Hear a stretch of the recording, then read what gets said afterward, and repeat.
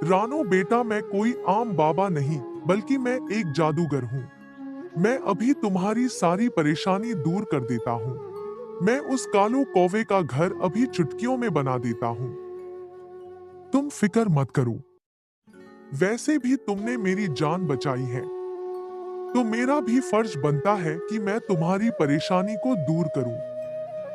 फिर उस जादूगर बाबा ने मंत्र पढ़ा और कुछ ही मिनटों में कालू सेठ का घर तैयार हो गया, जिसे देखकर रानो चिड़िया और उसके दोनों बच्चे बहुत खुश हो गए। बाबा, आपका बहुत बहुत शुक्रिया जो आपने उस कालू सेठ का घर बना दिया, वरना आप नहीं जानते वो तो मुझे जान से ही मार देता।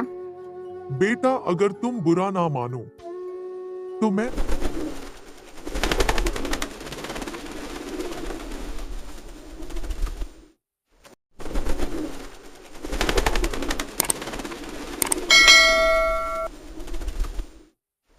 कश्मीर के जंगल में रानो चिड़िया अपने दो छोटे छोटे बच्चों के साथ रहती थी। उनका नाम कुकू और गुड़िया था।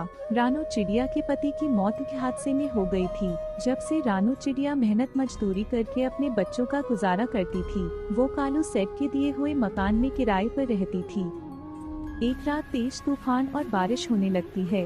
जंगल में हर तरफ अफरा तफरी मच जाती है। तब पक्षी यहाँ से वहाँ अपनी जान बचाते हुए उड़ते फिरते हैं। उसी तेज तूफान की वजह से रानो चिड़िया का घर उड़ जाता है। वो बेचारी चिड़िया अपने दोनों बच्चों के साथ बेघर हो जाती है। वो रात भर अपने बच्चों के साथ बारिश में भीगती रही। अगले दिन मकान मालिक कालू कौवा अपनी पत्नी गोरी कौवी के साथ वहाँ आता है।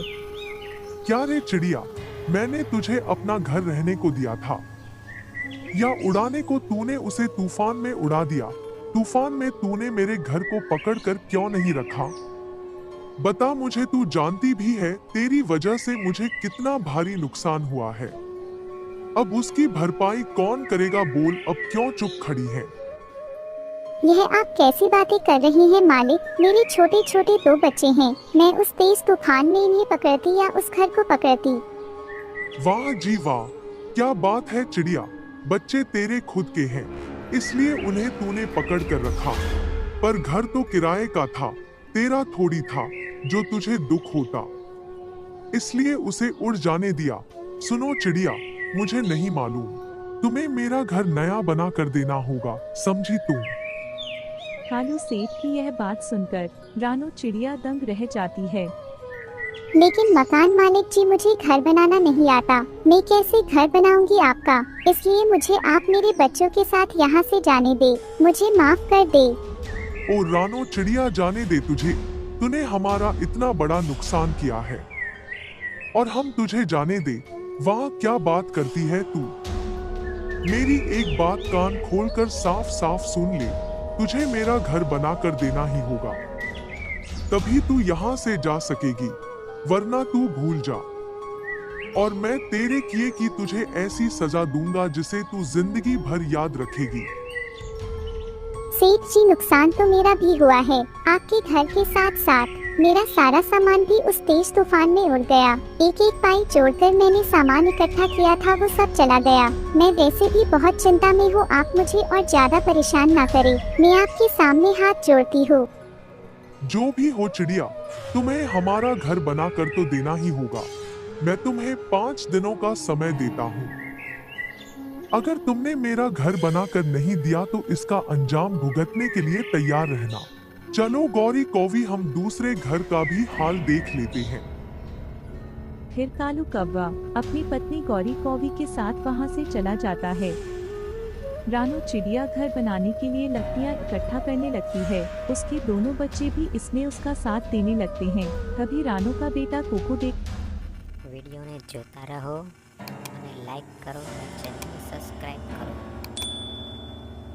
देखता है कि एक पक्षी पेड़ के नीचे दबा पड़ा था और वो मदद की गुहार लगा रहा था। वो अपनी माँ को आवाज देकर वहाँ बुलाता है। माँ, जल्दी यहाँ आओ। इस पेड़ के नीचे कोई पक्षी दबा पड़ा है, हमें उसे बचाना होगा। तभी रानो चिड़िया उड़ती हुई वहाँ पर आती है। वो एक चील बाबा था।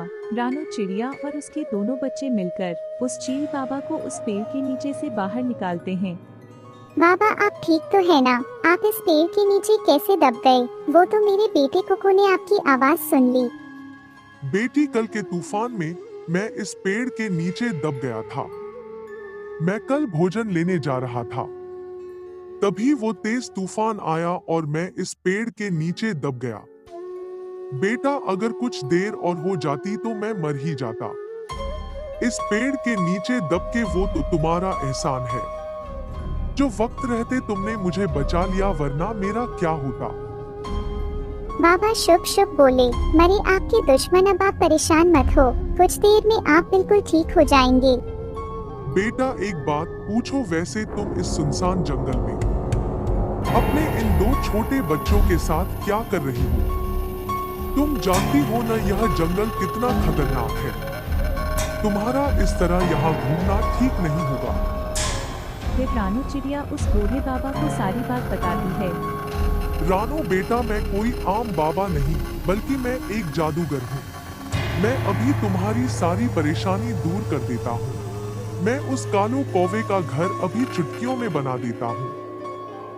तुम फिक्र मत करो। वैसे भी तुमने मेरी जान बचाई है, तो मेरा भी फर्ज बनता है कि मैं तुम्हारी परेशानी को दूर करूं। फिर उस जादूगर बाबा ने मंत्र पढ़ा और कुछ ही मिनटों में कालू सेठ का घर तैयार हो गया, जिसे देखकर रानू चिड़िया और उसके दोनों बच्चे बहुत खुश हो गए। बाबा, आपका बहुत बहुत शुक्रिया, जो आपने उस कालू सेठ का घर बना दिया, वरना आप नहीं जानते वो तो मुझे जान से ही मार देता। बेटा, अगर तुम बुरा ना मानो तो मैं अकेला रहता हूँ अपने घर में। तुम अपने बच्चों के साथ चलो मेरे साथ मेरे घर में। वहां से तुम्हें कोई नहीं निकालेगा और ना ही तुम्हें वहां कोई परेशानी होगी। वो बूढ़ा जादूगर बाबा रानू चिड़िया और उसके दोनों बच्चों को लेकर एक खेत के पास आता है। उस खेत में बड़े बड़े तरबूज लगे हुए थे। उन तरबूज को देखकर बच्चे मचलने लगते हैं। मम्मा, वो देखो, इस खेत में कितने सारे तरबूज लगे हुए हैं। मुझे तरबूज बहुत पसंद है। मम्मा, मुझे तरबूज खिला दो ना। बेटा, ऐसे जिद नहीं करते, गलत बात होती है। रानो, बच्चों को मत डांटो। बच्चों, अब तुम लोग यहीं रहने वाले हो। जितनी मर्जी हो तरबूज खाओ, कोई तुम्हें नहीं रोकेगा। फिर जादूगर बाबा ने मंत्र पढ़ा और उस तरबूज के खेत के पास में एक बहुत बड़ा और सुंदर सा तरबूज का घर बनकर तैयार हो गया। जाओ चिड़िया बेटी, जाओ। आज से ये विशाल जादुई तरबूज का घर तुम्हारा है। तुम्हें इस घर में कोई परेशानी नहीं होगी। तुम्हारी जरूरत की हर चीज इसमें मौजूद होगी।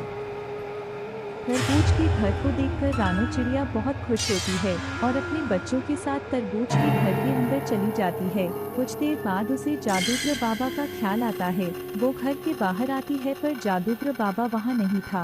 रानू चिड़िया समझ जाती है कि वो जादूगर चील बाबा उसकी मदद करने के लिए आया था। और फिर रानू चिड़िया और उसके बच्चे उस तरबूज घर में खुशी खुशी रहने लगते हैं। वीडियो को लाइक करना और चैनल को सब्सक्राइब करना मत भूलिएगा।